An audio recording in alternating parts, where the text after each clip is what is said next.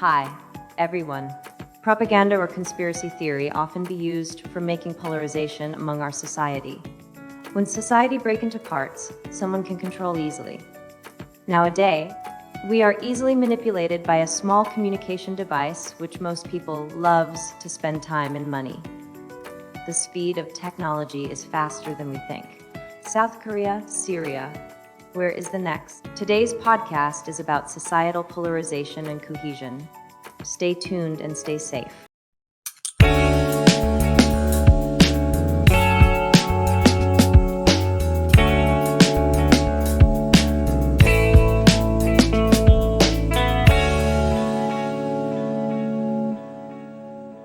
Okay, so are you ready to dive into this? Always. Today we're tackling Divided We Fall.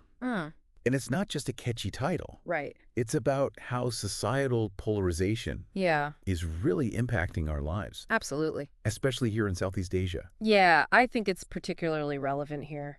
We've got a ton of research for this one. Mm-hmm. Reports from the World Economic Forum. Mm-hmm. We've got insights from experts like Yeah. John Curtis over in the UK. Oh, interesting. Even some historical analysis. Wow. Okay. So think of this as your deep dive Yeah, into why exactly divided we fall. that's a good one. So one of the things that I found fascinating Okay. is that polarization isn't just this Yeah. political buzzword. Right. It really seeps into our everyday lives. Definitely. And I think that's what's so Yeah. interesting about this topic. It's not just like a theoretical Yeah. political science concept. Right. It's something we experience Exactly. in our workplaces. Right. Our relationships, our mental health. Okay, so paint a picture for me. Sure. How does this actually play out, Yeah. in a regular person's life? Yeah. Well, let's take an example. Okay. Imagine you're in Indonesia. Okay. It's election season. Mhm. And, just simple things like Yeah. going to work can become a battleground Right. because you have And- colleagues Uh-huh. who have very different political views. It's not just... Yeah, and it can go beyond just, Right. polite disagreements. Right. It can become very personal. Okay, so you're saying our political views Mhm. are starting to affect our work lives. Absolutely. And, it's not just Yeah. limited to the workplace either. Oh, so this even spills into It definitely our does. personal relationships. Friends and family, for example, Mhm. might completely avoid discussing politics or social issues. Yeah, because they're afraid of... Exactly, because they're afraid of arguments, Yeah. fractured relationships. So we're basically tiptoeing. We are, it's like this Yeah. silent elephant in the room, Right. and it can be incredibly isolating. But doesn't that just make the problem worse? It definitely can't, bottling up those feelings can lead to resentment, Yeah. further division. Wow. Okay. And, on top of that, Mm-hmm. this constant exposure to conflict, Yeah. whether it's online or in person, Yeah. it really takes a toll on our mental well-being. It's got to. There have been studies Yeah. that show a direct link Right. between political polarization, Yeah. increased stress, and anxiety. So it's not just some No, it's abstract debate, Yeah. Yeah. This is really affecting us On a personal It level. is. But how does this all play out, Okay. on a larger scale? Right. Like globally, are there any trends there? Oh, absolutely. If we zoom out Yeah. to the global level, Mm-hmm. this declining trust in institutions Okay. is a major red flag. Yeah, for sure. I mean, the World Economic Forum, Okay. in their 2024 Global Risks Report, Mm-hmm. they actually ranked misinformation, Oh, wow. disinformation as the top short-term risk. Wow, okay. And guess what came in a close third? Oh, God, I don't know what... Societal polarization. Wow. So it's right up there. So it's official, Pretty much. We're losing faith in these systems Yeah, it's a worrying trend. that are supposed to hold society together. Absolutely. Governments, the media, Mm-hmm. that's a bit worrying. It is. Are there any specific examples of... Oh, there are plenty. Yeah. How this is playing out in Southeast Asia. Yeah, like what? Well, a really striking example Yeah. is the 2017 Jakarta gubernatorial election. Okay. The incumbent Christian governor, Mm-hmm. Basuki Tjahjanpurnama, Okay. he was accused of blasphemy, Oh, wow. ultimately imprisoned. Wow. And this election really exposed these deep societal fractures Yeah. along religious lines. So religion was like the... It was a major flashpoint. Yeah. But it's important to note Okay. that this event also highlighted this broader issue Uh-huh. of political elites exploiting Right. these religious and cultural differences for their own gain. So it's not just about, No, it's not just organic Yeah. differences of opinion. Right. It's about... There's often deliberate manipulation. Okay. And with the increasing use of social media. Yeah, that's a whole other layer to this. For political mobilization. Yeah. Disinformation, it seems. I mean, that's Yeah. the big concern right now. Things could escalate pretty quickly. Absolutely. And, social media, Yeah. it can act as an amplifier. Right. You get these echo chambers Oh, where sure. people are only exposed to Yeah. information that reinforces Yeah. their existing beliefs. That makes sense. So it leads to this distorted view Yeah. of reality. Right. It makes it even harder It does. to find that common ground. Yeah. That's a pretty bleak outlook. It can feel that way. What can we actually do about this? Well, I think Yeah. that's a conversation Right. for the next part of our deep dive. Okay, so there's hope on the horizon. There is. Stay tuned for part 2, where we'll delve into potential solutions, Looking forward to it. explore how we can bridge these divides. Yeah, me too. So welcome back to our deep dive into Divided We Fall. It's good to be back. We've seen how this societal polarization Yeah. is impacting our lives from work, Mm-hmm. to our mental well-being. Right. But it's not all doom and gloom. It's not, no. Right. We ended on a hopeful note last time, We did, yeah. talking about some potential solutions. Yeah, I think it's important to focus on that as well. Yeah, exactly. We've talked about the challenges, Yeah. but there are things we can do. Right. So while these challenges are Right. definitely significant, Yeah. there are things that we can do for sure. To bridge these divides. Yeah, and I think Foster a more cohesive society. the key here is Yeah. it's not about erasing our differences. Right. It's about learning to coexist Exactly. despite those differences. Yeah. So where do we even begin? Okay, so that's the big question. We talked about this erosion of trust Yeah. in institutions. It's fundamental, isn't it? Right. So how do we rebuild that foundation? Well, it's a complex process, Yeah. but I think one crucial aspect is Yeah. promoting transparency, Okay. accountability. Yeah. When institutions operate in a Right. clear and open manner, Yeah. it helps to restore public confidence. That makes sense. People are more likely to trust a system Exactly. that they can see is working fairly. They need to understand it. Yeah. They need to see that it's fair. Exactly. But of course, transparency alone Right. isn't enough. That's true. Yeah. We also need to address Okay. this spread of misinformation. Right. Right. Disinformation, especially online. Especially online. Yeah. Yeah, this requires a combination Okay. of efforts, really. Like what kind of efforts? Well, things like Yeah. media literacy programs Yeah. that empower individuals Right. to critically evaluate information. Okay. We need efforts from social media companies Yeah. to combat the spread of harmful content. So it's about giving people the tools It is, yeah. to kind of navigate this. Exactly. Equipping them Yeah. with the skills they need Right. to sort through the noise, To figure to out figure out what's real. what's real and what's not. Yeah, and what's not. But even if we tackle misinformation, Okay. people are still going to disagree. Right. Of course. Of course. So how do we encourage that respectful dialogue Yeah, that's the key, isn't it? when those disagreements arise? Because disagreements are inevitable. Yeah, they are. I mean, we're all different. Yeah, We have different perspectives. Right. We have different values. Yeah. So how do we talk about those differences Yeah, how do we... in a way that is constructive? Yeah, exactly. I think one effective approach is Okay. to create spaces Yeah. for structured dialogue Okay. where people with differing viewpoints Mhm. can come together, Right. share their perspectives, Right. engage in constructive conversations. So you're saying like... Yeah, it's about creating a safe space for these conversations to happen. Yeah, and not just like a free-for-all. No, it's not about just letting people shout at each other. It's Yeah. about having a Yeah. structured process. A framework. A framework, exactly. Okay, I imagine it's not always easy It's not easy. to get people to participate No, especially in these kind of dialogue. when emotions are running high, Right. Especially when people feel very strongly they feel very strongly. Yeah. about their views. Yeah. So you need to create a safe and welcoming environment, right, where people feel comfortable Yeah. expressing their views, Right. And not judged. without fear of judgment Yeah. or reprisal. Exactly. And it also helps to frame these dialogues not as debates Okay. to be won or lost, Right. but as opportunities for mutual understanding. But so it's not about... It's not about proving that you're right Right. and the other person is wrong. It's about understanding. It's about listening. Their perspective. Yeah, and trying to see where they're coming from. Okay, so we're talking about rebuilding trust, tackling misinformation, promoting dialogue. Yeah, those Are there any real-world examples? Oh, absolutely. Yeah. Of where these strategies have been successful. Yeah, like I want to see this in action. Okay, well, let's go back to Indonesia. Okay. After the 2017 Jakarta gubernatorial election, remember that was a very divisive election? Yes, very divisive. There were a number of initiatives launched Okay. to promote interfaith dialogue. Okay, interesting. And understanding. And understanding. Yeah. They brought together religious leaders, community members, even politicians to engage in conversations about their shared values.